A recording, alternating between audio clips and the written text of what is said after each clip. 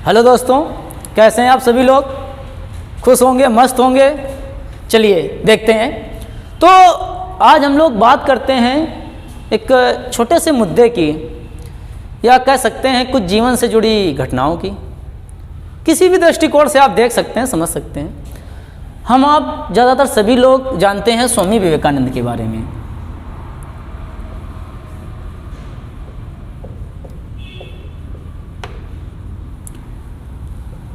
स्वामी विवेकानंद के लिए कहा जाए तो सीखने के लिए इतनी चीज़ें हैं, इनके बारे में इतने फैक्ट्स हैं, इतनी चीज़ें हैं कि सीखते सीखते शायद हमारा आपका जीवन कम पड़ जाए। और जबकि ये बहुत अल्पायु तक ही जीवित रहे थे, केवल 39 वर्ष, और 39 वर्ष की अपनी अल्पायु में ही इन्होंने वो महान से महान काम कर डाले, जिनकी वजह से आज न केवल इंडिया में, ओवरऑल द वर्ल्ड में इनको याद किया जाता है। तो स्वामी विवेकानंद जो थे, तो एक बार की बात है, ये एक मंदिर से निकले। इनसे जुड़ी हुई एक छोटी सी घटना देखते हैं और उसी से कुछ सीखने का प्रयास करते हैं। तो स्वामी विवेकानंद जी एक बार एक मंदिर से निकले। संत महात्मा थे, बाहर की दुनिया से उनको मतलब नहीं, तो वो आराम से अपना पंडित जी जैसे, बाबा जी लोगों के जैसे झोला वोला डाल रखा था और मंदिर से निकले थे। तो कुछ प्रसाद वरसाद भी था, चल रहे थे। पीछे से देखा होगा कुछ मंदिरों में बंदर होते हैं, तो इनके पीछे से बंदर भी चल देते हैं, कई सारे बंदर। अब वो बंदर चल रहे होते हैं। अब स्वामी विवेकानंद ने सोचा, यार इतने सारे बंदर आ रहे हैं मेरे पीछे, कहीं ये मेरे ऊपर झपट ना पड़े, मेरे को काट ना लें, मेरा बैग ना खींच लें। अब इनको टेंशन हुई, चल दिए और तेज़ी से कदम बढ़ाए। जैसे ही इन्होंने अपने कदमों की स्पीड बढ़ाई, वैसे ही बंदरों ने भी अपनी स्पीड बढ़ा दी भाई। वो भी बोले आज छोड़ेंगे नहीं भाई, खाना ही है इनके बैग में जो कुछ है। अब वो और आगे बढ़े। स्वामी विवेकानंद ने सोचा, यार ये तो पीछे ही पड़े हैं। स्वामी विवेकानंद दौड़ने लगे तो बंदर भी दौड़ने लगे। अब स्वामी विवेकानंद सोचे, अब तो यार सारे फंडे अपना लिए, तेज चल के भी देख लिया, दौड़ के भी देख लिया, अब अगर हम ज़्यादा भागते हैं तो ये और तेज़ी से भागेंगे।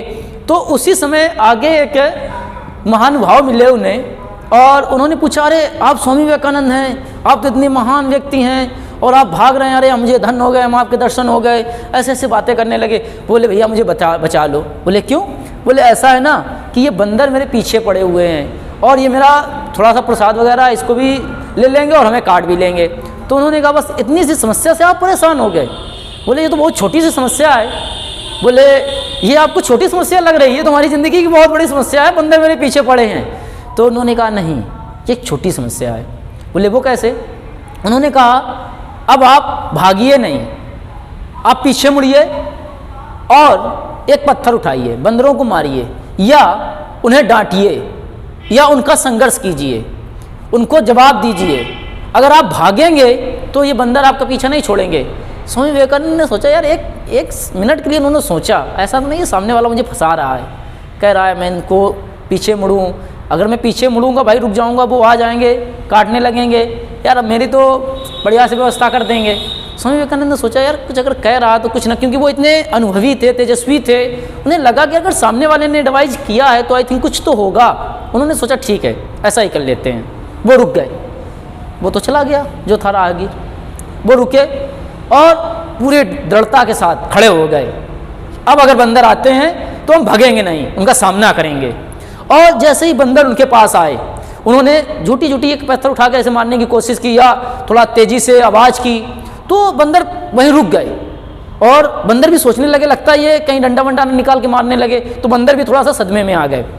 स्वामी विवेकानंद ने वो देखा कि यार ये तो बिल्कुल वही जो फैक्ट उसने हमसे कहा वही हमने अपनाया और सीधा रिजल्ट हमें दिखाई दे रहा है। स्वामी विवेकानंद ने थोड़ा और प्रयास किया और अपने अंदर एक्सप्रेशन बढ़ाए कि थोड़ा कठोर हुए, बंदर पीछे मुड़कर चल दिए। फिर वो शाम को घर पहुँचे, सोच रहे थे कि ऐसा क्या हुआ, मैं भाग रहा था, मैं भागता रहा और एक मामूली आदमी ने, हालांकि उन्होंने ऐसा नहीं सोचा होगा, जस्ट एक बात है, उन्होंने सोचा एक राहगीर ने मुझे एडवाइस किया, मैंने उस पर ध्यान दिया और मेरी समस्या तो छुटकारा मिल गया। तो अब आप लोग क्या समझे भाई? आप लोगों को क्या लगता है कि क्या राहगीर की बात सही थी या स्वामी विवेकानंद ने क्या किया? इस घटना से हम अगर सीखें ना तो जिंदगी का हर पहलू सीख सकते हैं इस घटना से हम लोग। तो देखिए होता क्या है, इस घटना से आप लोग क्या सीख रहे हैं? अगर आपने ये घटना सीख ली ना, आपकी ज़िंदगी बदल जाएगी, आपकी लाइफ बदल जाएगी, आपकी सोचने के तरीके बदल जाएंगे, आपका फ्यूचर बदल जाएगा, आप जो चाहेंगे वो कर पाएंगे। ऐसा क्या है इस स्टोरी में जो इतना ज़्यादा इस पर प्रभाव डाला गया? उन्होंने अपनी आत्मकथा में इसको क्यों मेंशन किया? कुछ तो रीजन होगा ना, उस रीजन को जानना है। वो रीजन ये है कि जब तक हम जिंदगी में संघर्ष से, समस्याओं से भागने का प्रयास करते हैं, तब तक वो समस्याएं हमारा पीछा नहीं छोड़ती हैं।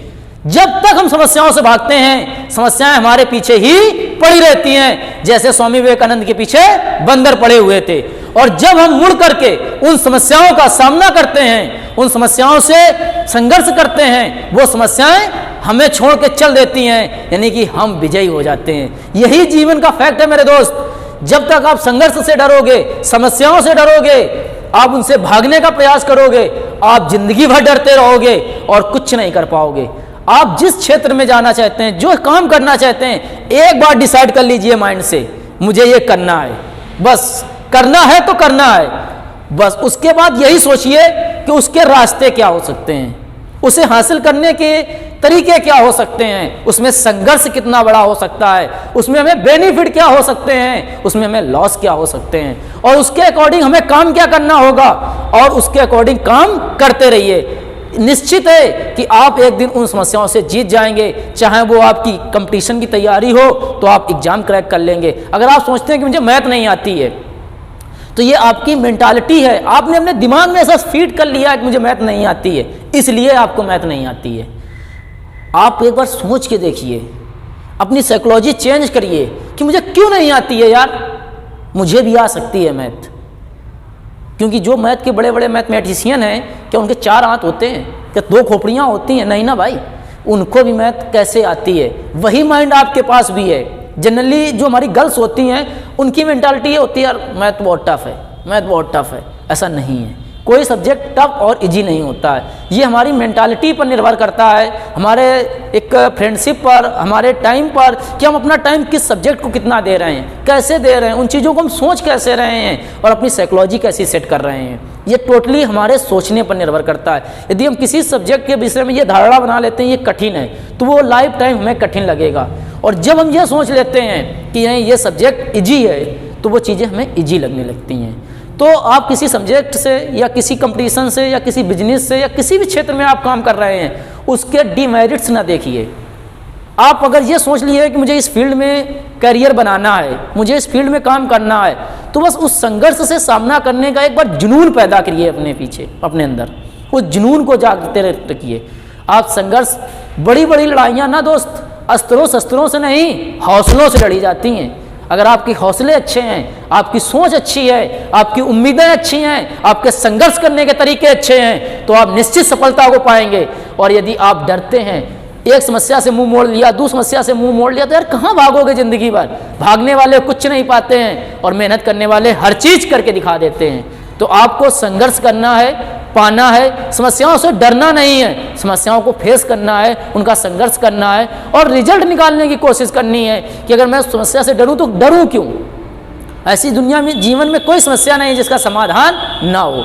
बस हमें उन समाधानों पे काम करना चाहिए, ना कि समस्या में उलझ जाना चाहिए। ज़िंदगी में मैंने पहले भी बताया है कि 2 कैटेगरी के लोग रहते हैं, एक वो जो समस्या को उलझाते हैं और एक वो जो समस्या को सुलझाते हैं। अब आपको डिसाइड करना है कि आप समस्या में उलझ रहे हैं या समस्या को सुलझा रहे हैं। इसी के साथ आज की इस स्टोरी का जो भाव है वो हम लोग समझ लेते हैं और यहीं से क्लास को अपनी द एंड करते हैं।